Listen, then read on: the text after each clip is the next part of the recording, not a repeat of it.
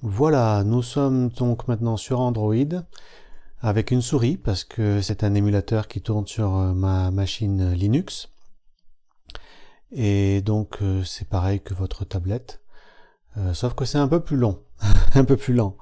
Donc vous allez sur Mobile Zone qui au départ était en russe mais que vous pouvez mettre en anglais. Voilà. Et vous pouvez directement installer sans même passer par Google Play. Vous pouvez le passer par Google Play si vous voulez, mais je n'ai pas de compte installé sur cette machine, donc je vais directement le télécharger. Et je vais prendre la dernière version 5.3.3. Il ne veut pas, pour des raisons de sécurité, l'installation d'applications inconnues. C'est vrai qu'elles sont très très inconnues.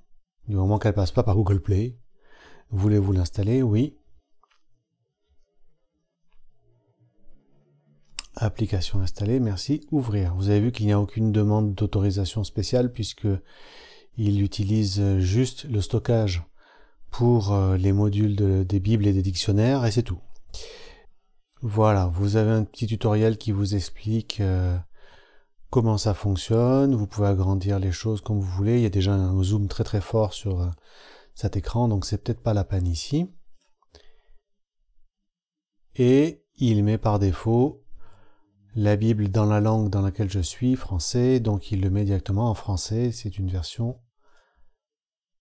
Augustin Crampon. On va donc rajouter les modules qui nous intéressent. Donc j'ai cliqué sur les trois petits points en haut à droite, puis module, et là il va chercher sur internet tout ce qu'il peut retrouver comme module.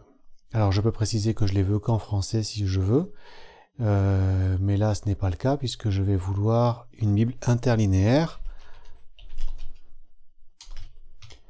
Donc si je cherche interlinéaire, il va me proposer des Bibles. Voilà, on installe. Voulez-vous télécharger ce module? Oui, c'est fait. Et quand on revient en arrière, donc...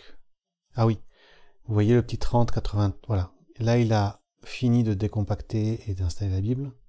Et évidemment, il me dit Genèse 1.1, ben, c'est pas connu pour la Bible, puisqu'ils n'ont traduit que le Nouveau Testament. Donc on va sur Matthieu. Vous avez, je vais le refaire. Matthieu, parce que c'est le premier livre, ensuite c'est chapitre, et ensuite c'est verset. Et voilà. Nous avons le texte en grec, puis en anglais, et ça continue. Et en fait, quand on double-clique sur le mot en grec, voilà. Donc on voit que quand on double-clique sur un mot, ça affiche directement la définition. Alors il y a beaucoup d'autres dictionnaires. Oui, il y a 2 sections dans les dictionnaires, je ne sais pas pourquoi. Mais le problème c'est que du coup on croit que Strong n'est pas installé, alors qu'en fait il est installé dans la 2e section. À bientôt et passez une bonne lecture et que Dieu vous accompagne et à très bientôt.